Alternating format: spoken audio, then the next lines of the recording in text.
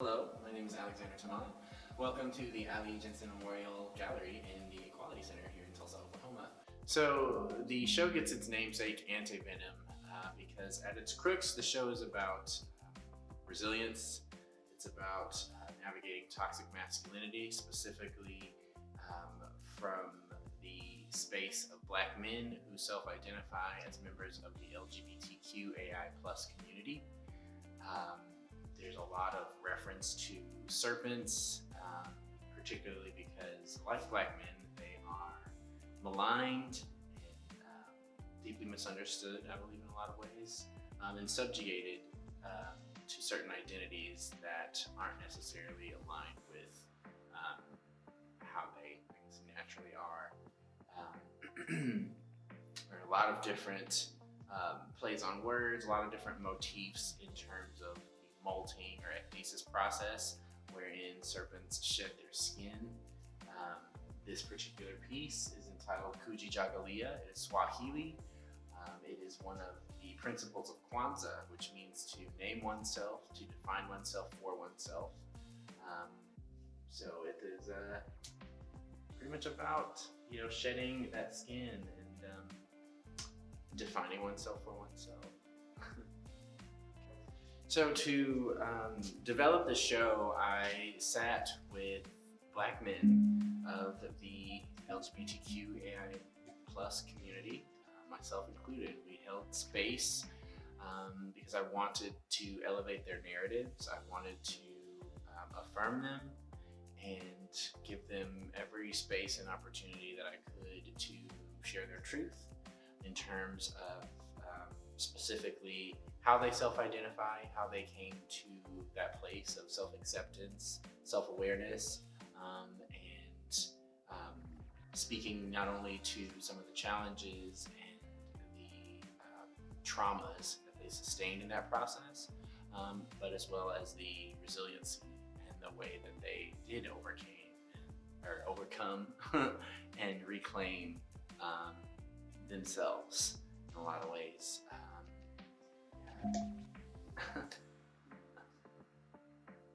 Each piece incorporates quotes directly from the interviews that I recorded. So this next piece is entitled Ecdysis 1. Again, ecdysis is the process by which serpents molt. In order to do so, they have to create a tear in their skin by usually rubbing up against a tree or a jagged rock. This particular piece and its companion piece, Ecdysis 2, incorporate ASL. They are not necessarily a diptych, so they don't necessarily have to be together. However, they are very much connected. The ASL gestures you'll see in this one is hard. The other one has truth, hard truth. Like the ecdysis process, there is a certain, I think, conflict or certain tension that does have to happen. Interestingly enough, serpents, there are certain parasitic creatures that the only way that they can remove these parasites is through the shedding process. And in a lot of ways, the only way that we can shed certain very parasitic identities and thought concepts is, I believe, through sitting with really hard truths, leading into that discomfort, and allowing the unpacking process to help us shed that skin. Sometimes shed those misaligned identities. For us, many people recognize it as the serpent that eats itself. Again, this show has a lot of allegorical references to serpents.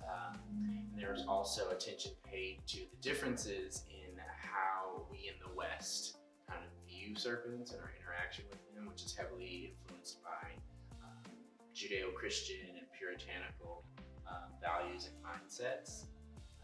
This particular piece is about rebirth, and again about the regenerative process of that cycle of something dying or evolving or fading away and giving birth or making way to something new.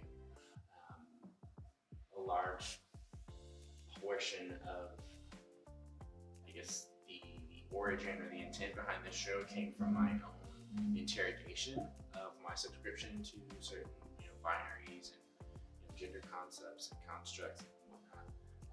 And so in this particular piece, I thought quite a bit about that regenerative process and that process of reclaiming oneself in a certain profound way. And again, with the serpent motif, as well as allusion, I think, to the gender binaries.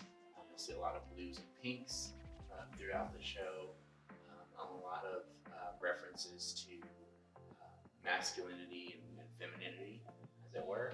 Hold space with friends, peers within the LGBTQAI plus community in the form of, Malik and Michael to my left.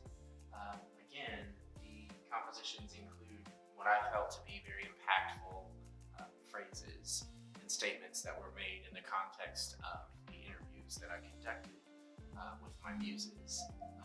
It certainly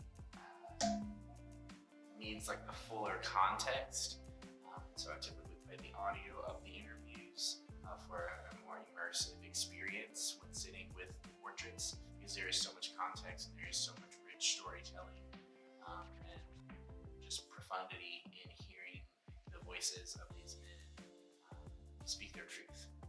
I am standing with Ecdysis 2, again, part of the series speaking to the process of molting, the process of shedding one's skin.